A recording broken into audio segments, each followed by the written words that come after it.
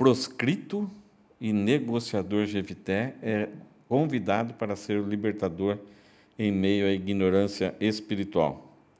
Se tem alguns personagens na Bíblia, tem alguns que é muito gostoso, são famosos, não tem muita complicação a gente estudar a vida deles. Davi é uma pessoa complicada, mas tem muitas nuances, né? O cara está lá em cima, está lá embaixo, está pecando, volta para Deus. Então, você encontra de tudo na história de Davi.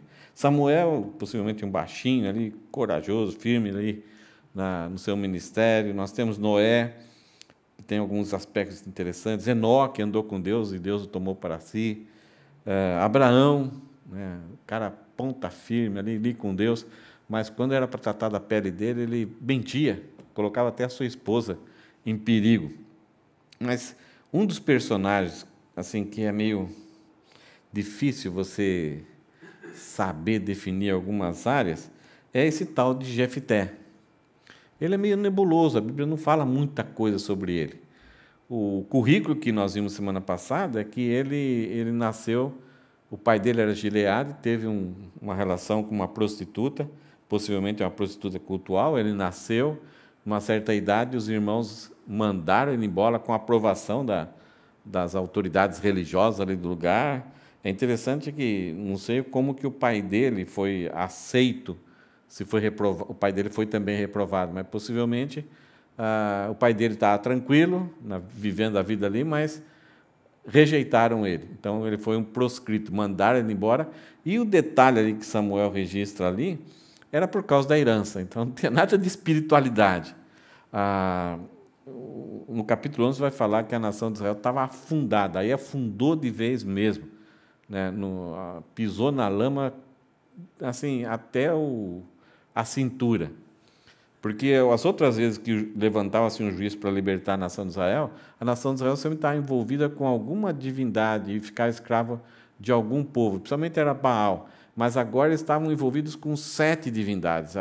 A nação de Israel, apesar daquilo que Abimeleque fez lá de terrível, depois Jair e Tola restauraram a nação de Israel, mas agora, depois desse tempo aí de liderança desses 2 juízes, que é desconhecido também, eles se afundam, mas se afundam de vez mesmo.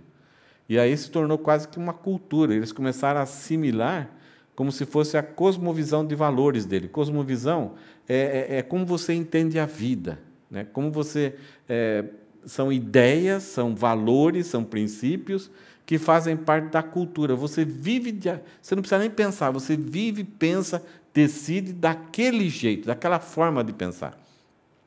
Isso acontece muito em países assim, por exemplo, ocidentais, países aqui, Japão, China, Coreia, eles têm uma forma de pensar. E muitas vezes, quando você vem com o Evangelho, falando algumas coisas, eles, né, Aline, a gente estava conversando sobre isso, a pessoa não faz sentido, até que, de repente, o Espírito Santo comece a fazer a pessoa entender que realmente quem é Deus, ela não vai conseguir por si só. E a nação de Israel se afundou tanto, e aí os amonitas chegaram ali para querer uma terra que era propriedade de Israel naquela época, e aí o povo agora, então, vai até Jefté para fazer com que Jefté venha lutar com eles. Então, Jefté está vivendo já na borda, na fronteira, porque era o único lugar que ele podia ficar menos incomodado, porque ele teve que fugir. Né? A ideia de fugir parece que não somente ele foi rejeitado, mas não conseguia viver ali, talvez não tinha nenhuma abertura de convivência na sociedade, e talvez até correndo perigo. E ele foi viver lá, aonde também tinha outras pessoas que estavam em situações semelhantes, talvez devendo, talvez algum problema moral, que foram rejeitados, foram assim proscritos. E essas pessoas, o capítulo 11 fala que eram homens sem valor, se associaram e começaram a seguir Jefté. Então, ele parece que tem um jeitão um pouco diferente. Então, essa situação adversa a ele, que ele não construiu, ele não fez nenhum mérito para ter, porque ele é a consequência de um erro do seu pai. E, então, nessa hora, isso passa a ser um desafio para ele. E ele tem uma certa influência nesses outros homens, esses homens começam a seguir e viveu em bando. Talvez até sendo mercenário, sendo até pirata, né? Um pirata assim, em terra, não em mar. Mas ninguém podia prender eles, se tornaram fortes, se tornaram guerreiros, e o texto fala, ele era valente, então um cara que é grosso, né, rude, mas já que me rejeitaram, então vem para a briga agora. E aí aparece lá a liderança de Gileade para conversar com ele, pedindo para ele ser o libertador. E ele, espera aí, deixa eu ver se eu entendi. Vocês fizeram o que fizeram para mim, agora vocês querem que eu seja chefe de vocês? Eu vou lutar e, se eu vencer, eu vou ser o governador, eu vou liderar. É isso mesmo? Deixa eu ver se eu não estou sonhando, né? E aí eles confirmam, então Jefté vai. Ele é esperto, mesmo que sendo um cara assim, talvez imprudente, impetuoso, né? Essa questão de já rapidamente, mas a vida tinha ensinado ele algumas vezes que talvez é melhor conversar antes. E ele vai tentar mandar recados, então, para o rei de Amon, os amonitas. E pergunta, por que vocês estão aqui? O que eu fiz para vocês? Isso é, o que Israel fez para vocês estarem aqui de bravo, querendo guerrear, querendo tomar a terra? O que fez? E aí, então, a acusação é que, quando eles vieram do Egito, eles tomaram aquela terra. E aí Jefté usa três, quatro argumentos, argumento histórico, argumento teológico, isto é, já faz 300 anos, por que vocês querem a terra agora? E outra coisa, depois ele fala assim, olha, tudo aquilo que vocês vão em nome do Deus de vocês. E daí, se vocês conquistam a terra, então vocês falam, o nosso Deus deu essa terra, então vocês tomam, ninguém pode reclamar. Se Israel conquistou a terra no passado, então foi Deus que nos deu. Então por que vocês estão querendo brigar agora? E é interessante que ele inverte, ele faz uma brincadeira com eles, porque ele fala que tudo que o Deus Quemos dá para eles aceitam como, então, é uma evidência de que nós lutamos em nome do nosso Deus, tivemos a batalha, então o nosso Deus quis. Só que ele usa o Deus dos amonitas para com ele. Ele faz uma brincadeira para provocar esse pessoal aí. A gente não sabe por que ele fez isso, parece que não é o erro, que ele conhecia muito bem. Então, ele vai para essa batalha. E aí, antes da gente começar o estudo de hoje, esse clima, né? E apesar desses argumentos, 4, 5 argumentos que Jefté fez, os amonitas não quiseram dar ouvidos. Nós vamos para o braço agora, nós vamos guerrear, não importa. Não aceitar nenhum argumento que Jefté fez. Jefté queria argumentar para ver se vamos tentar negociar aí, mas não quiseram e foram para o braço. É interessante esses últimos anos, né? Esse último ano. A Rússia, a Ucrânia, né? Israel e Hamas, e agora Venezuela e Kissibu, né? E a Guiana, por causa de um pedaço de terra lá. Então, a coisa está baixando aqui, chegando no nível pequeno. Mas não sei, rumores de guerras e rumores de guerras, né? Uma coisa que era bem longe, agora está começando a ficar meio... Não nosso, né? Perto do Brasil. Juízes 11, versículo 29 a 40, fala o seguinte, o resumo poderia assim, o triunfo de Jefté, então os amonitas não quiseram negociar, e ele vai, ele guerreia, ele vence essa batalha, a gente vai ver que ele venceu a batalha, e uma batalha...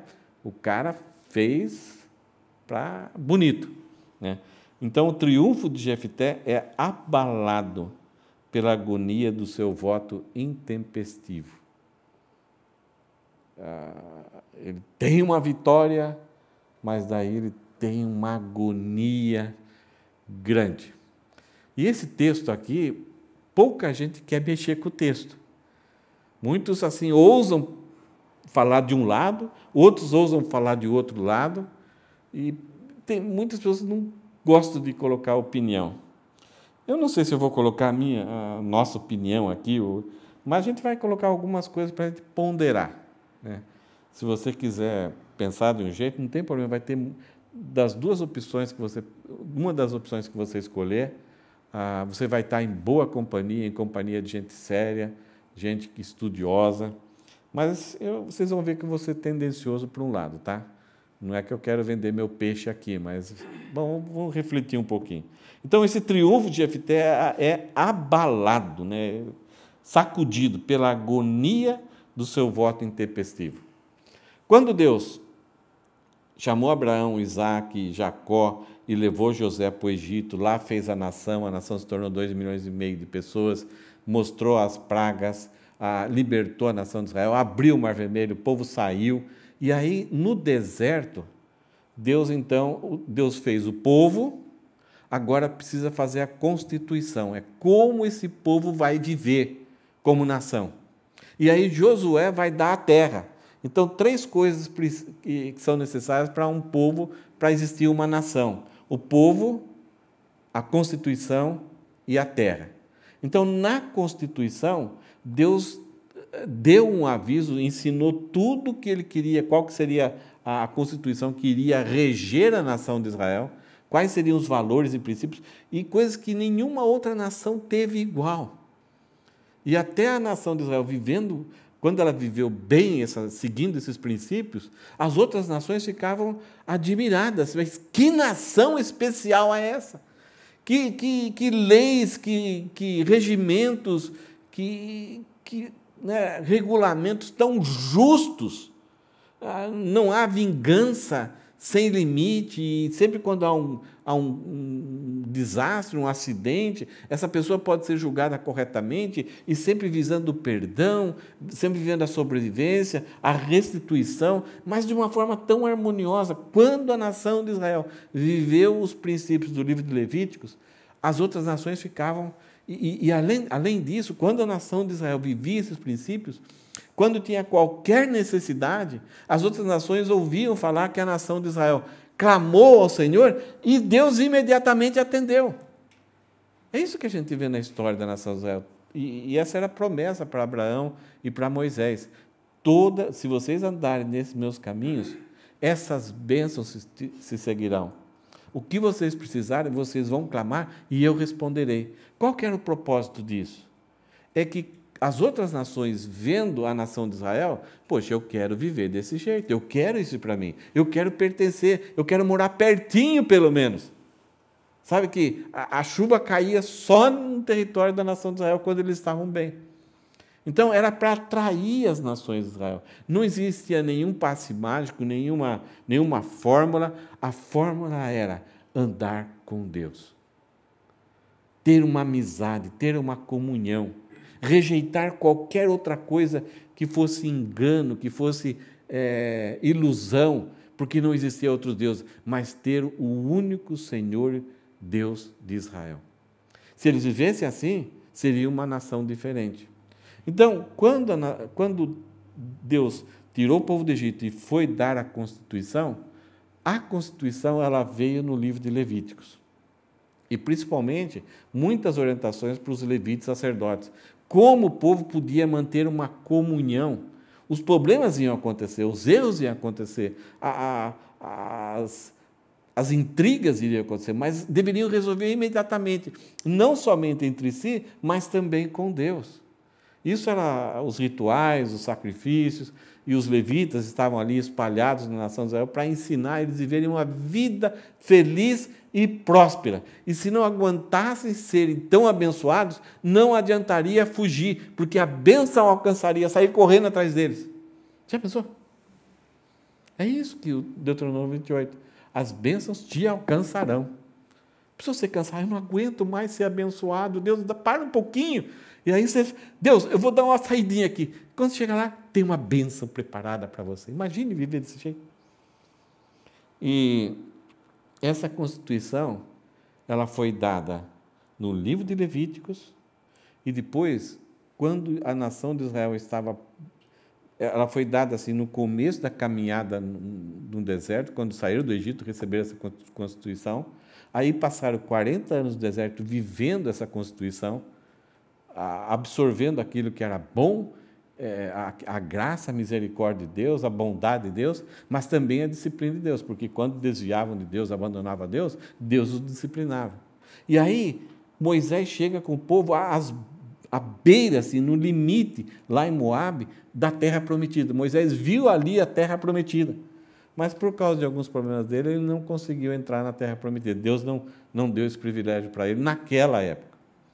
E aí Moisés, em Moabe, vai repetir a Constituição, que é através do livro de Deuteronômio. Deuteronômio é uma repetição da lei. Só que o livro de Levítico era frio, calculista, seco e molhado de sangue. Era falava muito do ritual, como viver. Então, pisou aqui a bola, vai lá e sacrifica. Aconteceu um negócio, não importa se é pobre ou rico, Deus estabeleceu como que poderia aplacar e resolver os problemas. Então, o livro Levítico é, se você espremer, sai sangue. É um livro assim, seco, é a lei seca. Agora o povo, 40 anos depois, estão prestes a entrar na terra prometida. Aí Moisés escreve, dando o segredo deles terem sucesso, prosperidade na terra prometida. O segredo é amar a Deus sobre todas as coisas. Não era fazer a sua vida e, deixa eu ver se Deus se agrada disso ou não. Não. Ame a Deus e daí faça o que você quiser. Ame a Deus sobre todas as coisas e daí faça o que dá na telha do teu coração. Isso está certo? Está. Porque quando você ama a Deus sobre todas as coisas, o seu coração só vai querer fazer aquilo que agrada ao Senhor. O seu coração vai estar cheio, vai estar preenchido do amor e da bondade. Então, você não vai precisar, será que isso agrada a Deus ou não agrada? Não, o amor, a água viva vai estar dentro do seu coração e aquilo que é mal vai ser aplacado. Então, seus desejos vão ser transformados, seus alvos, seus objetivos, seu propósito de vida seria transformado. Então, a ideia é essa, ame a Deus sobre todas as coisas e faça o que você quiser. Agora, quando a gente não ama a Deus sobre todas as coisas,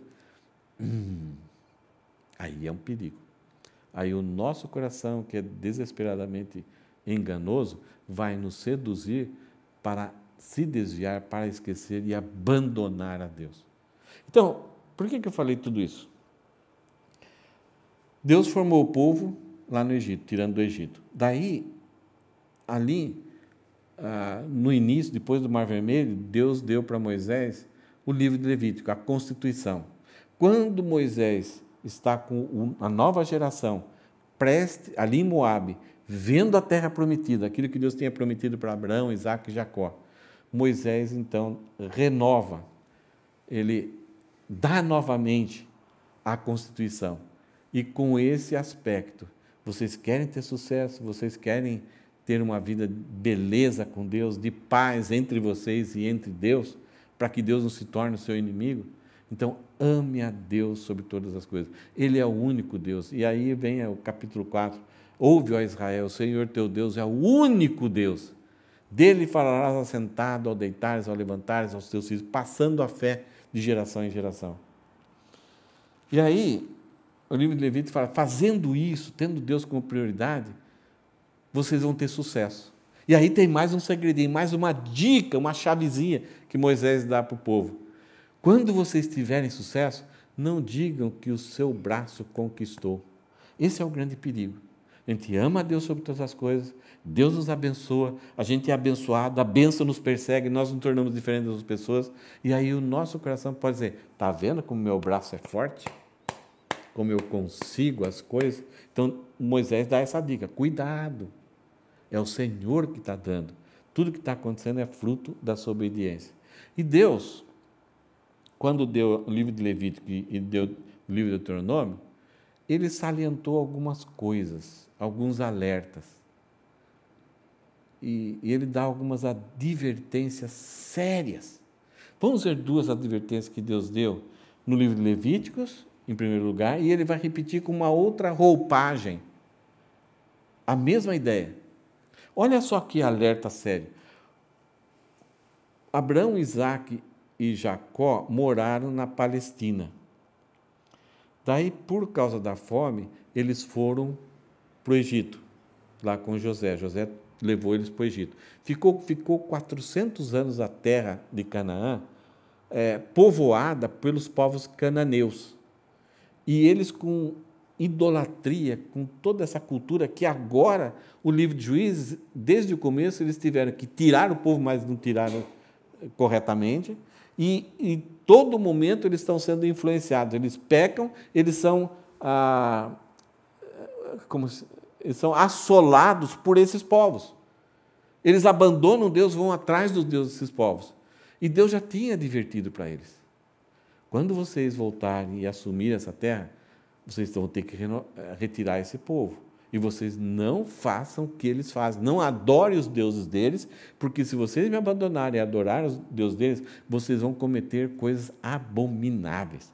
E olha só, Levítico capítulo 8, versículo 21. Olha o que Deus está avisando aqui através de Moisés e o povo. E não entregue nenhum dos seus descendentes para que se dedique a Moloque. Não profane o nome do Senhor, seu Deus. Eu sou o Senhor. Parece que o tom aqui, se a gente olha as palavras, é um tom muito severo. Não é Deus dando uma dica. Pode colocar meia colher de sal. Se for uma colher inteira, não tem problema. Parece que é algo assim fatídico. Não façam isso. Não entreguem nenhum dos seus descendentes para que se dedique a Moloque. Não profane o nome do Senhor, seu Deus. Eu sou o Senhor. É um negócio sério. Vocês entenderam o que esse versículo está falando? Qual que é a ordem aqui? Moloque é o deus lá dos moabitas. Ele era...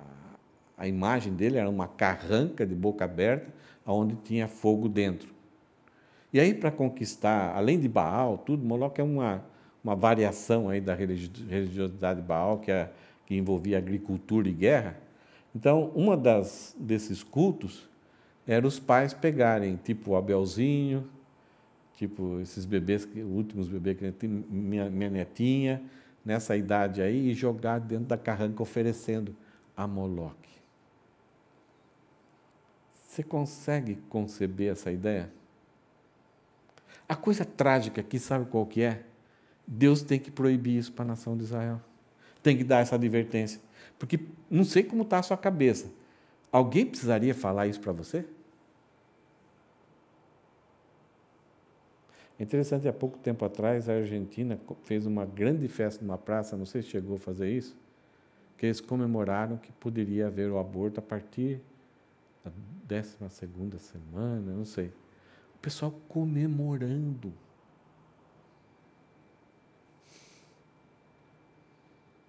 Que pode isso? Essa ideia desse mal aqui é a mesma ideia propagada em todos os países com a questão do aborto. Só tomou uma cara diferente. É o infanticídio. É o prazer de gerar uma vida e poder oferecer, poder matar. E tem algumas ideias até falando, não somente porque eles falam que o bebê ainda só é vida depois que nasce, mas eles estão até com a ideia de, depois de nascer, poder ainda ter esse direito de matar, assassinar. Então Deus está dando essa ordem absurda. É incrível que precisa ser dada essa ordem. Não entregue nenhum dos seus descendentes para que se dedique a Moloque, para fazer esse culto. Não profane o nome do Senhor, porque Deus é vida. Os filhos são a herança do Senhor. Então, não é somente o pai, ele está ofendendo, ele está difamando, profanando o nome de Deus quando tem uma atitude dessa.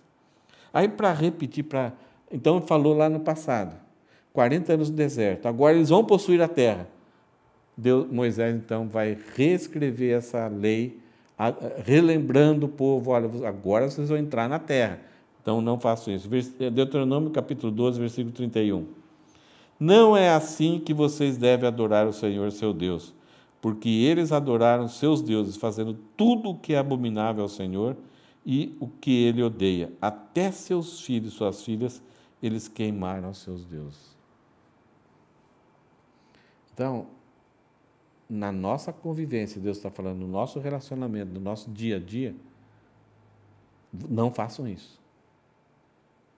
E não me tratam como se eu fosse um ídolo, um Deus falso.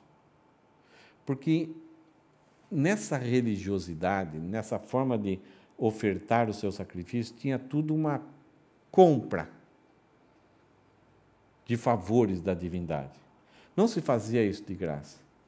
Diante de alguma necessidade para que a colheita daquele ano desse certo, para que os animais gerassem mais animais, para que não houvesse praga, então os pais ofertavam os seus filhos como sacrifício, como holocausto a esse Deus, para receberem desses deuses, do Moloque, o favor. Então era uma forma de barganhar, de comprar o favor do Deus falso. E Deus está falando assim, não é somente a morte dos filhos, eu não quero ser tratado como esses deuses. Eu não quero que você venha a mim com alguma coisa para comprar o meu favor. Ok? Tranquilos? Será que isso acabou? Será que a gente tem ainda a ideia de que...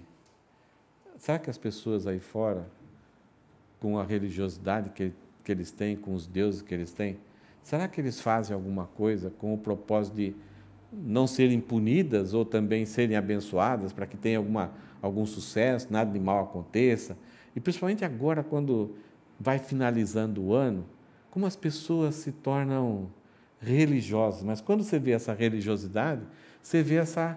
Olha, Deus, vou fazer isso, eu vou até aquele lugar, vou subir uma escada, eu vou chamar fumacinha para mim, então vou colocar objetos aqui para garantir da segurança na minha vida. Então eu faço isso, algumas vezes colocar uma fitinha aqui no pé para não receber mal, todo mundo faz.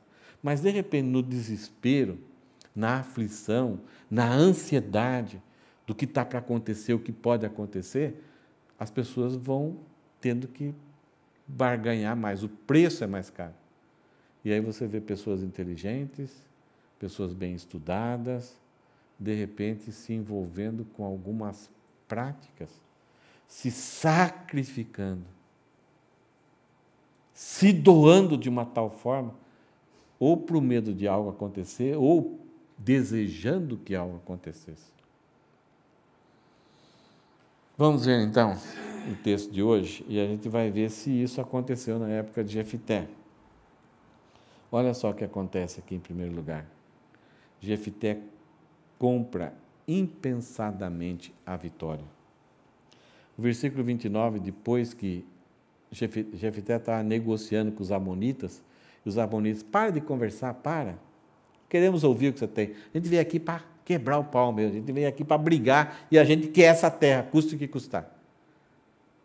Na hora que as conversas, os recados, os mensageiros que Jefité mandou, tentando negociar, tentando convencer eles, olha, não vale a pena entrar para a guerra, eles disseram não. Na hora que os amonitas falaram não, olha só o versículo 29.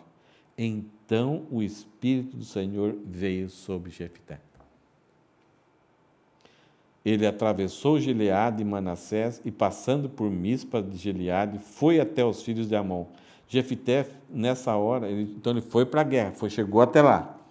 Nessa hora, então, diante do exército, olhando a dificuldade, a grande batalha que ele teria pela frente, Jefité fez um voto ao Senhor, dizendo: ó Deus, se de fato entregares os filhos de Amon nas minhas mãos, quem primeiro sair da porta da minha casa para se encontrar comigo, quando eu voltar vitorioso sobre os filhos de Amon, esse será do Senhor, e eu oferecerei em holocausto.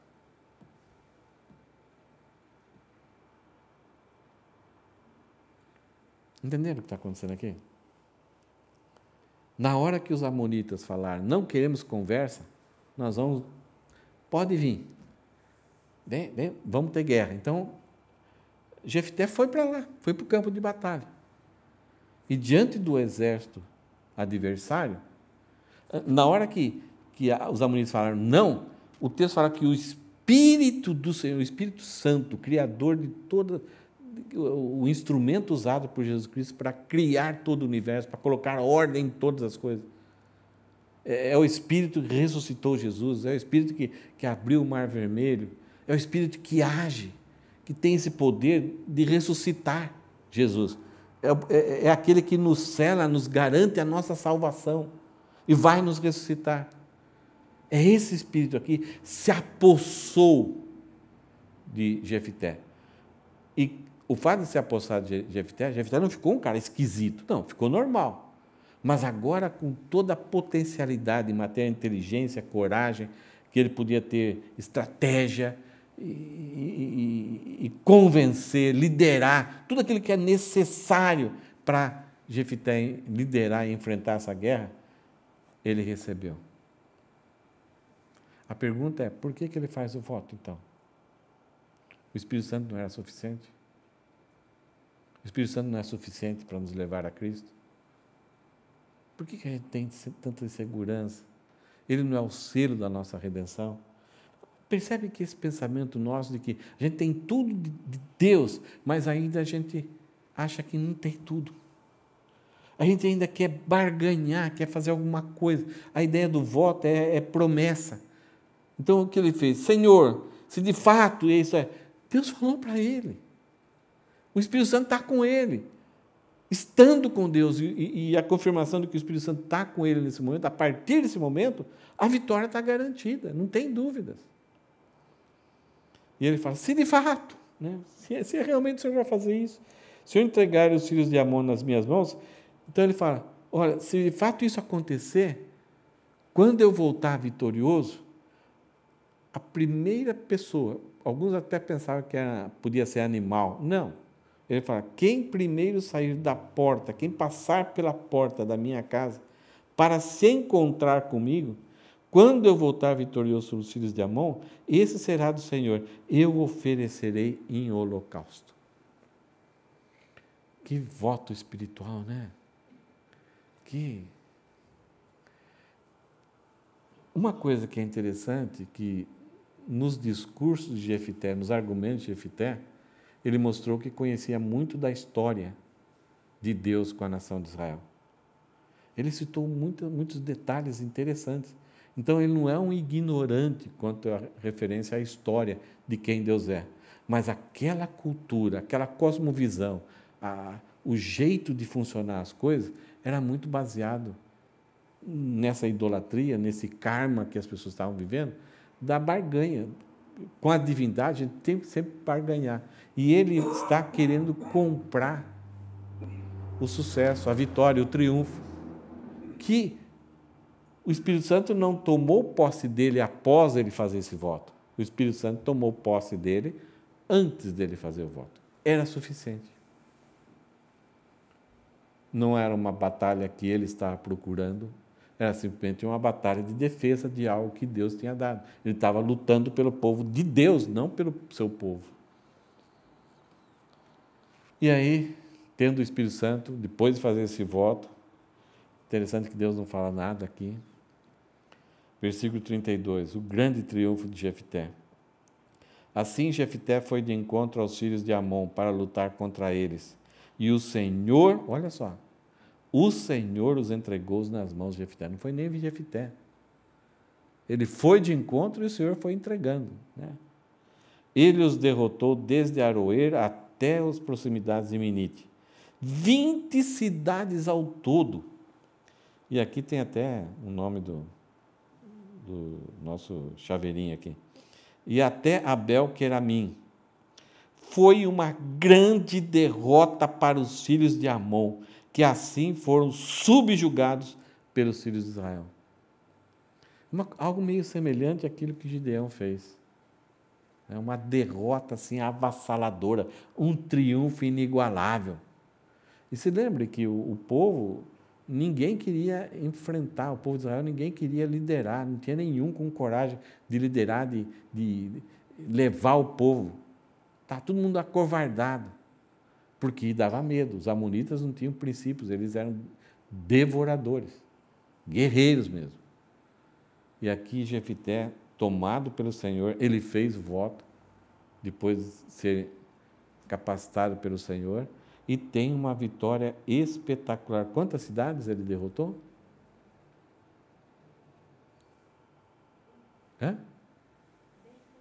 20 cidades ao todo. Cara, bom. Por que ele teve essa vitória? Por causa do Senhor que estava com ele ou por causa do voto que ele fez? Ele conseguiu esse favor, essa capacitação que ele fez, que Deus deu para ele, que fez com que o Senhor entregou para ele, porque ele fez o voto?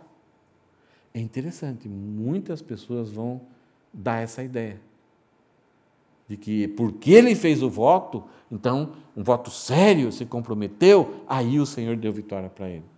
É interessante que algumas vezes a gente vê um certo silêncio. E aí vamos ver o que aconteceu. Versículo 34. Quando Jefté voltou para sua casa em Mispa, quem que saiu ao encontro dele? A sua filha saiu ao seu encontro, tocando um tamborim e dançando. Parece Miriam, né? Depois de atravessar o Mar Vermelho. Então ela ficou sabendo, meu pai está vindo, ele venceu, nós estamos livres, a guerra acabou. Então ela, uma menina, adolescente, uma jovem, sai assim pela porta, o seu pai está chegando. Ela já pega o tamborim e começa a cantar. É a coisa mais bonita, né? Coisa mais legal. Que coisa bonita que essa menina fez agora. E ela era a caçula, a mais velha, a única filha. É o único filho, né? A única filha aqui, não somente de filha mulher, mas Jefté só tinha um filho, uma filha, que era ela. E ela era filha única. Ele não tinha outro filho nem filha. Quando Jefté a viu, rasgou as suas roupas. Quem será que, quando ele fez o voto, quem será que ele pensou que talvez sairia? Talvez a sogra, a mãe, a esposa, que já é uma tragédia, né? Algum empregado, cachorro, alguns falam, será que ele pensou em animal? Não. Quer dizer, é um voto intempestivo, um voto, né? Aí quando bate o olho na filhinha querida do papai, você se colocaria na vida dele? Ah, minha filha, você me prostra por completo. Ele não estava dizendo que ela é a culpada, mas por causa do que ele fez, o que ela acabou fazendo sem saber, trouxe desgraça para ele. Ah, minha filha, você me prostra por completo.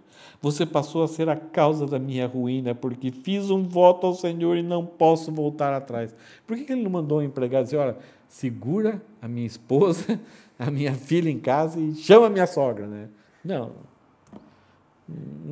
está tão envolvido com a batalha e com Deus ali, que a coisa, soldados, tanta coisa para fazer, que daí, só para garantir a minha batalha, Senhor, a primeira pessoa que sair, eu te dou em holocausto. E aí, quando caiu a ficha, viu, pá, acontece isso com a gente. Ai, meu Deus, a gente fala, Nossa Senhora, né? Fala até algumas coisas de outras religiões. O que eu fui fazer? Então, ele passa a ter essa agonia de um voto intempestivo. E por ele viver nas fronteiras, andando com homens vadios, você falhou com a palavra, não tem perdão. Então, por ele ser um cara cascadura, e agora ser um líder da nação de Israel, não dá para voltar atrás. Tem que ser macho agora. Pessoas que vivem na borda, né, na fronteira, na periferia, a palavra deles é muito séria. Você deu a palavra, a sua palavra tem valor. Versículo 36. Olha a atitude dela. E ela lhe disse, meu pai, Você fez um voto ao Senhor. Faça comigo o segundo voto que fez. Agora que o Senhor o vingou dos seus inimigos, os filhos de Amon. Então, agora que o Senhor deu vitória para o Senhor, faça. Cumpra o seu voto comigo. E ela disse mais ao seu pai: que me seja concedido isto. Por favor, papai, deixa-me por 2 meses para que eu vá e desça pelos montes e chore a minha virgindade, eu e as minhas amigas, minhas companheiras. Estranho, né? O holocausto, na maior parte das vezes, sempre traz a lembrança de algum animal que é morto. E agora Jefité faz um voto ao Senhor de que a primeira pessoa, quem passar pela porta, ele ia oferecer em holocausto, ele ia sacrificar. E aí foi sua filha. E agora ela se sujeita à palavra do seu pai, ela se torna um objeto do desejo do seu pai, do compromisso do seu pai.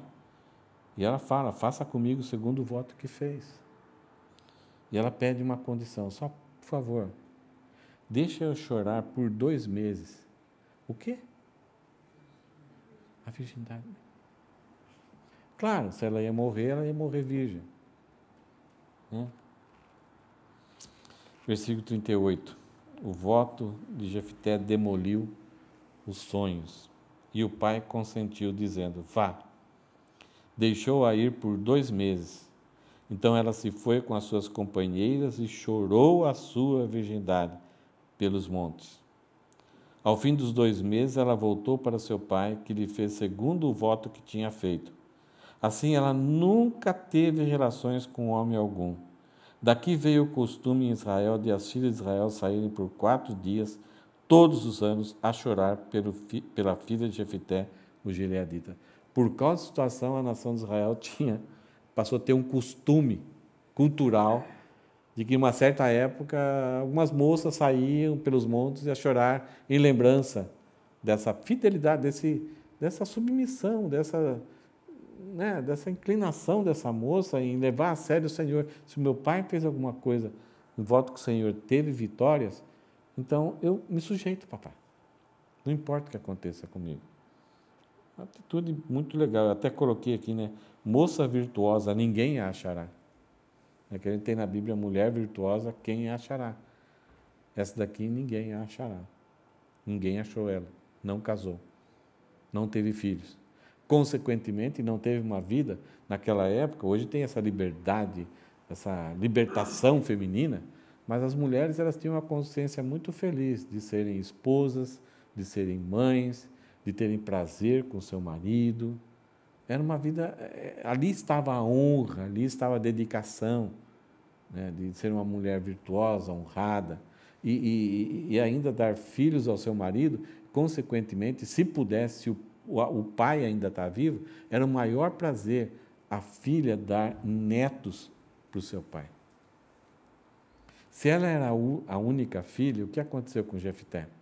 Nenhum homem teve relações com ela, então nenhum homem teve uma vida prazerosa, ela não deu prazer e não teve prazer com nenhum homem, não teve filhos, então não teve o prazer de ser mãe de filhos, amamentar, educar uma criança, fazer ela ser um sucesso na vida, e dar filhos também para um homem, dar uma descendência para um homem, e consequentemente ela não deu o maior prazer para Jefité, que era ele ser avô e ter um legado, ter uma descendência.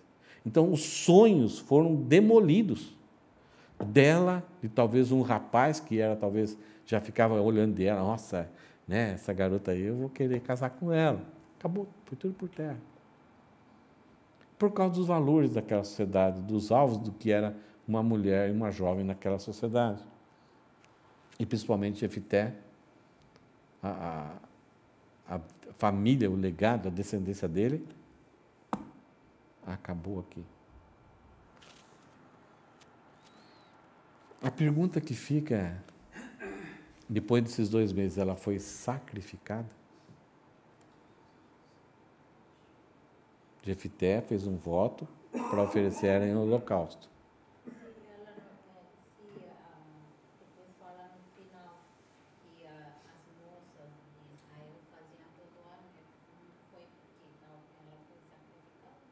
Então, parece que alguns defendem essa ideia de que houve um sacrifício humano. Porque se eles lembravam ela, era porque teve o sacrifício, não? Porque se você vai Quando começou isso? um ano, fala que de um ano em ano, filhos. De ano em ano, todo ano, eles lembram esse dia. Agora, quando começou? Parece que quando Samuel está escrevendo, que é muito tempo depois, já existia esse costume. Então, Samuel está falando, sabe aquele costume das meninas saírem e chorar lá? É por causa da lembrança lá da filha de Jefité. O grande debate aqui é, será que Jefité realmente sacrificou um sacrifício de sangue, um holocausto de sangue? Porque isso aqui era proibido. Nós vimos lá em Levítico e Deuteronômio que Deus não aceitava, isso era proibido. Até ela também que ofereceu, ela não recusou. Não recusou, porque ela percebeu o compromisso. Aí dá para ver também a tristeza dela seria assim, porque você ela não ia deixar, e ele não ia deixar legado nenhum, família, Nem ele, nem ela, nem um outro rapaz. O que me fez pensar, falar da tristeza dela, não foi que ela ia ser sacrificada, a tristeza dela parecia ser assim, que não ia deixar descendência e não ia acabar o nome do pai deles ali. Acabou. Parece que essa era a tristeza. E toda vez que você tem um triunfo na vida, a coisa mais gostosa é você deixar uma descendência para que eles levem para frente aquilo que aconteceu. Né? Isso aqui é o neto, isso aqui é o bisneto de tal pessoa que fez aquilo lá. E a pessoa, nele acabou. Vamos fazer alguns acham que o holocausto não é somente morte. Ele é uma consagração total.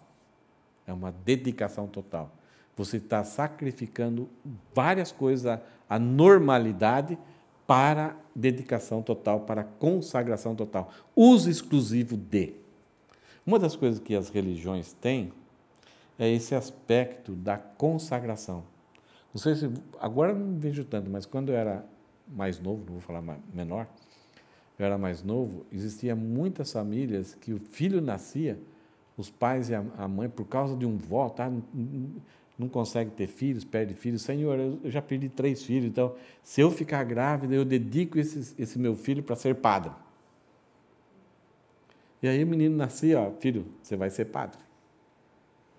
E aí muitos padres, assim, naquela época, eram por causa dos votos dos pais.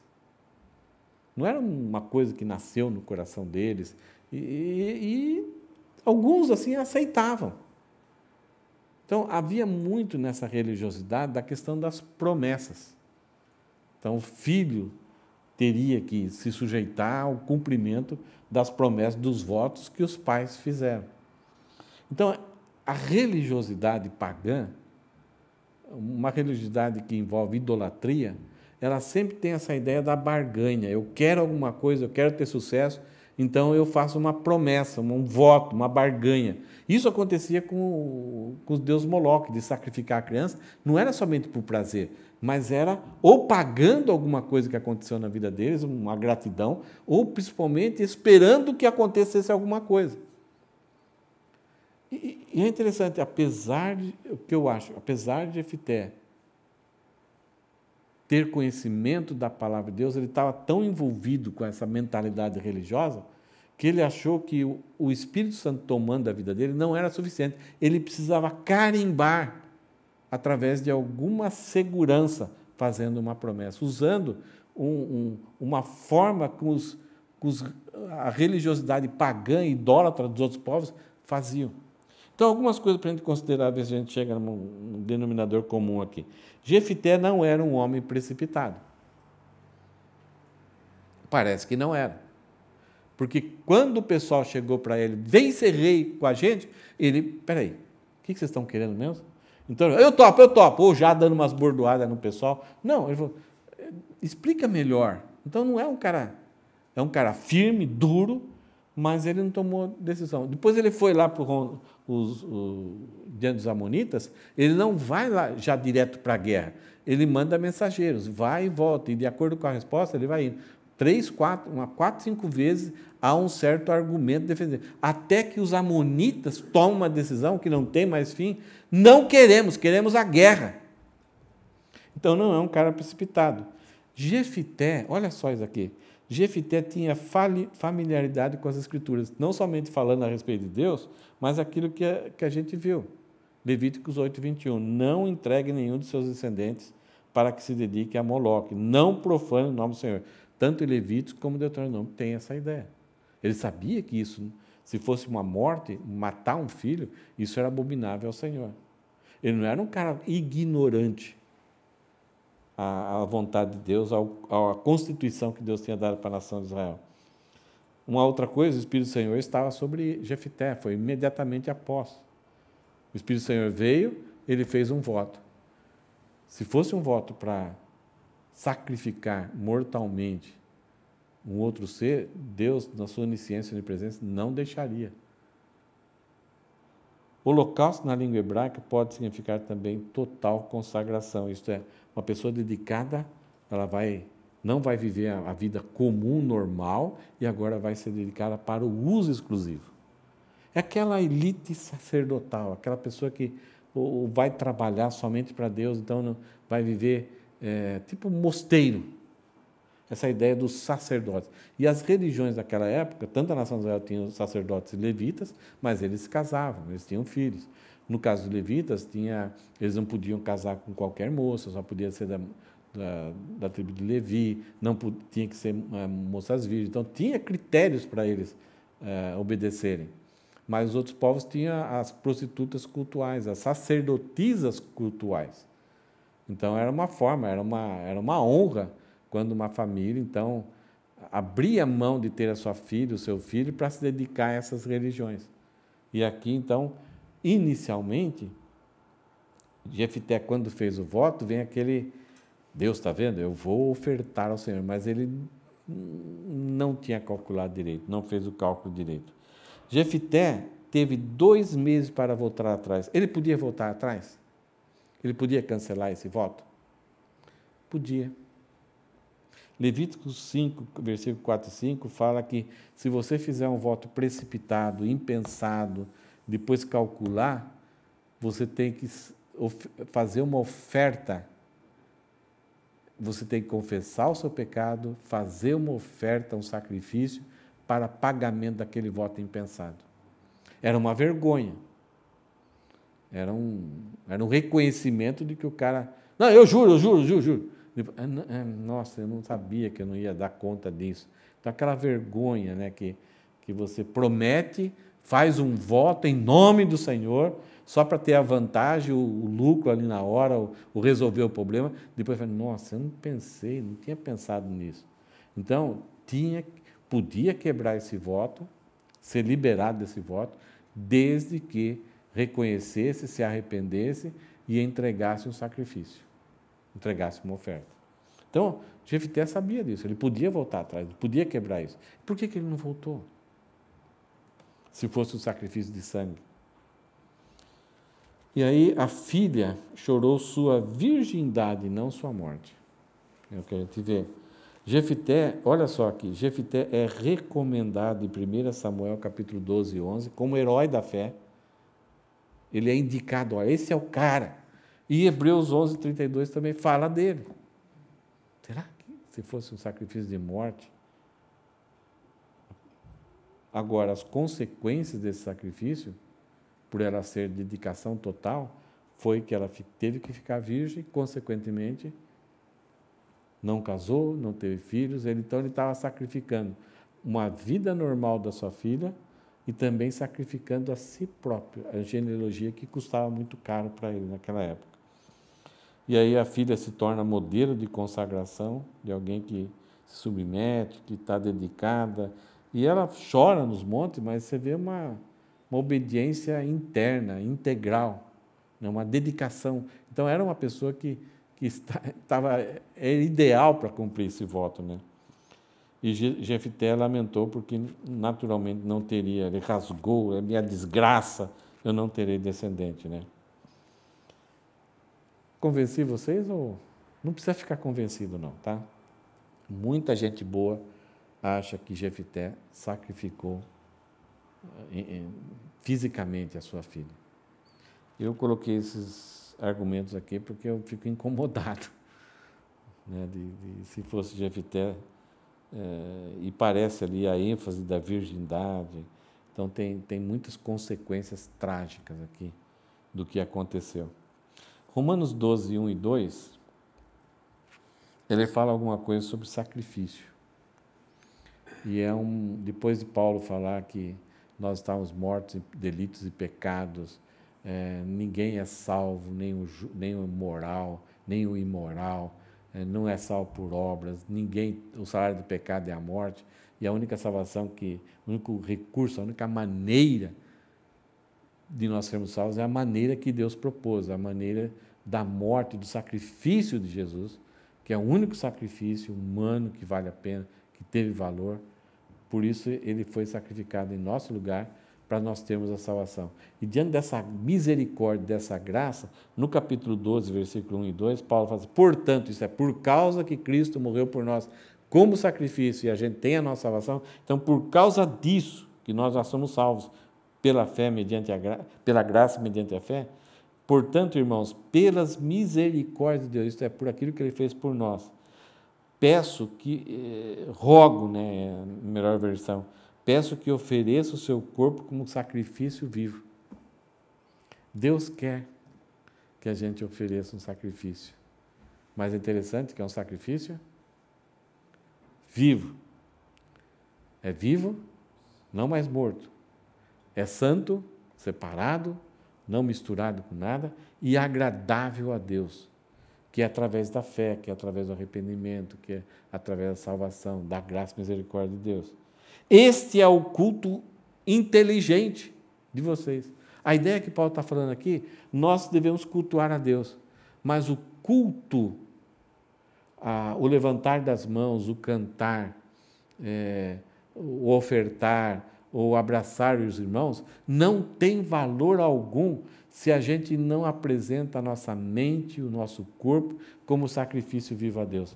Então, se a gente está apresentando nosso corpo como sacrifício vivo, não morto, isso é não por obras mortas, não por obras que cheiram mal, mas se a gente ama a Deus sobre todas as coisas, então o levantar as mãos, o cantar, o estar juntos, cheira como se fosse uma obra legal para Deus. Chega como um culto aceitável a Deus.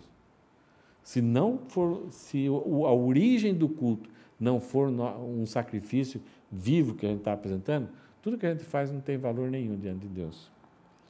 E ele fala, não vivam conforme os padrões desse mundo. É aquilo que Jefté fez. Ele tinha tudo que era necessário para ter a vitória, mas ele quis usar uma prática que os outros povos para garantir a vitória dele. Não vivam conforme os padrões desse mundo, mas deixe que Deus os transforme pela renovação da mente, para que possam experimentar qual é a boa, agradável e perfeita vontade de Deus. Jefté experimentou amargura, agonia, porque ele tomou a iniciativa. Ele quis mostrar um cara de coragem, e aí se deu mal, coitado. Mas ele submeteu a sua palavra. Poderia, na minha opinião, poderia até quebrar o voto, mas ele não fez isso. E a filha, de forma voluntária, firme, cumpriu o voto do seu pai. Chorou, né? Aí nós vemos então que, acho que dá para entender aqui, né? O triunfo de Jefté é abalado pela agonia do seu voto intempestivo. Alguns princípios da Bíblia são muito claros para nós, né? Não tomarmos decisão precipitada, não assumirmos compromisso sem antes calcular, não darmos a nossa palavra, ou tentarmos agir como a religiosidade usa. Eu preciso de alguma coisa, Deus, eu vou fazer um jejum, Deus, eu vou frequentar todos os domingos na igreja. Se alguém chegar para você e fizer falar alguma coisa, ajuda eles a entenderem que isso daí não tem valor nenhum para Deus. É interessante que Miqueias fala o seguinte: sacrifícios e holocaustos Deus não quer. Deus quer um coração compungido, isto é, um coração contrito. Isso agrada ao Senhor. Mas a nossa cabeça acha que se eu fizer aquele sacrifício, alguma coisa que é dura para mim, então eu vou conseguir. Quantas vezes eu recebo telefonema de pessoas: pastor, ora por mim. Ó, eu vou fazer um jejum aí de uma semana. Tem alguma coisa que a gente pode barganhar com Deus, oferecer para Deus, que possa fazer com que Ele mude a opinião e nos abençoe? Se todas as bênçãos estão contidas em Cristo, e se estivermos nele, nós teremos o favor de Deus, por que a gente acha que alguma coisa que eu possa fazer vai comprar a pessoa, a mente e o coração de Deus? Então, o triunfo de Jefité é abalado pela agonia do seu voto intempestivo. Só para terminarmos, esse ambiente aqui de Jefité, né? O povo cada vez se afastando mais, e é interessante que não no próximo domingo, no outro, alguma coisa que aconteceu com Gideão. Se lembra que Gideão teve uma vitória, na hora que ele foi sair perseguir os 10.000 que fugiram, o povo de Efraim veio aqui, Gideão tinha convidado eles, não queriam, mas depois da vitória eles se reclamam: por que você não convidou a gente estava aqui, você só quer glória para você? Aí Gideão adulou eles, né? Afagou o ídolo do coração deles. Não, as suas uvas, a pior uva de você é muito melhor que a nossa. Que eu sou? Não sou nada. Aí Gideão deu uma iludida neles, não confrontou o pecado deles. É interessante que agora, depois dessa vitória, os efraimitas, a tribo de Efraim vai aparecer e fazer a mesma coisa. A mesma coisa que fizeram com Gideão, eles vão fazer com Jefité. Será que o resultado vai ser o mesmo? Se você for curioso, você dá uma olhada lá. Ter ídolo no coração, um dia alguém pode alimentar esse ídolo. Outro dia, pode ser que seja diferente a história. Então, nessa época aí que a gente está vendo de Juízes, sem um rei justo em nossa vida, o resultado é decadência, desastre e destruição. Sempre faremos promessas quando queremos vencer uma batalha e tratamos Deus como um ídolo. Barganhamos com Deus. Quando a gente não tem o conhecimento bíblico correto, perfeito, não mantemos comunhão com Deus, quando tratamos Deus simplesmente como uma religiosidade, ou como se fosse um dos deuses, a gente vai fazer a mesma coisa que as pessoas fazem com os deuses aí. A gente paga a promessa. A gente faz promessa, faz voto. Não tem nenhum problema fazer voto, mas o voto deve ser em gratidão. Paulo fez voto de não cortar o cabelo. Ele estava: Deus, eu vou fazer um voto aqui, eu não vou cortar o cabelo, eu vou passar para a cerimônia de corte de cabelo. Mas não que ele duvidava, ele estava vivendo a graça do Senhor. Então não tem problema. O problema é querer comprar o favor de Deus, a vitória de Deus. A promessa de Jefité demoliu os sonhos de sua filha, e os seus sonhos também, né? O gosto da vitória, aquele gosto, sabor de mel, prazeroso, apodreceu na boca dele, por causa de algo impensado. Amém? Alguém quer comentar alguma coisa assim, sei lá? Foi gostoso hoje, Ana? Hã? Pesado e bom, né? Nos liberta, nos liberta. A gente está livre de ficar fazendo promessa, assim... Ele falou como você mostrou agora, ele já falou em Romanos aí. É? Romanos 12, 1 e 2. Mudar a cabeça nossa, né? Para experimentar qual seja a boa, perfeita e agradável vontade de Deus, que a gente vive em comunhão. Nosso Deus é um Deus vivo, cheio de graça, cheio de misericórdia. Tudo aquilo que a gente precisa para viver está em Cristo, de graça. Já temos, não vamos obter. Já temos.